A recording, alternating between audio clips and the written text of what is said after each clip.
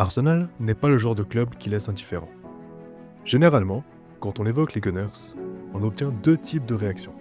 Soit un sourire nostalgique, on pense aux Invincibles, à Thierry Henry, Dennis Bergkamp ou encore Arsène Wenger, soit plutôt un ricanement, on repense aux années sans trophée, aux désillusions à répétition et aux nombreux surnoms que l'on peut lire un peu partout.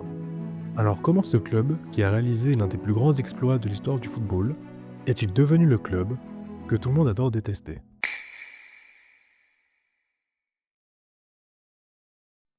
Pour commencer, revenons quelques décennies en arrière. Arsène Wenger débarque au club en 1996 et fait d'Arsenal une machine à gagner.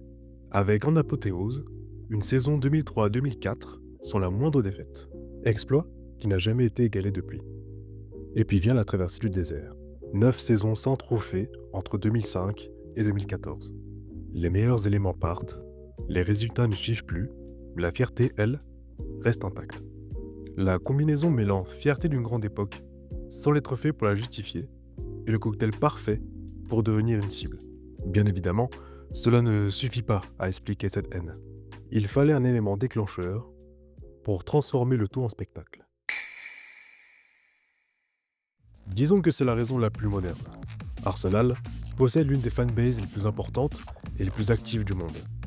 Chaque contre-performance du club devient un événement. Chaque élimination, un show à part entière. Chaque poste venant d'un supporter, une raison de plus pour les équipes adverses de mettre de l'huile sur le feu. Le terme Banter FC émerge. Arsenal n'est plus seulement un club qui perd, c'est un sujet à part entière que le monde du football s'approprie pour s'amuser. Et puis les médias s'engouffrent dans la brèche. Les comptes humoristiques, les consultants, les anciens joueurs rivaux, tout le monde y va de sa petite pipe. Et plus Arsenal fait parler, plus les médias et les créateurs de contenu s'en emparent.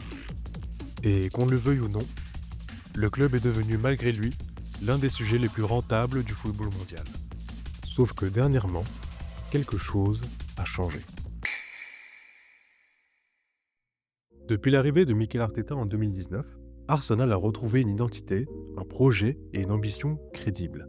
Les Gunners sont redevenus une équipe qui gagne, qui joue bien et qui fait peur à ses adversaires. Et c'est ici que tout bascule. Les critiques deviennent moins bon enfant et sont beaucoup plus sur la défensive. Si les moqueries étaient faciles lorsqu'Arsenal était en difficulté, la haine prend une toute autre saveur lorsque le club revient sur le devant de la scène. Comme s'il était interdit aux Gunners d'être de nouveau ambitieux. Détester Arsenal est devenu une posture tellement ancrée dans la culture footballistique qu'elle résiste même au retour au sommet du club. Et au fond, ça en dit peut-être long sur notre football actuel.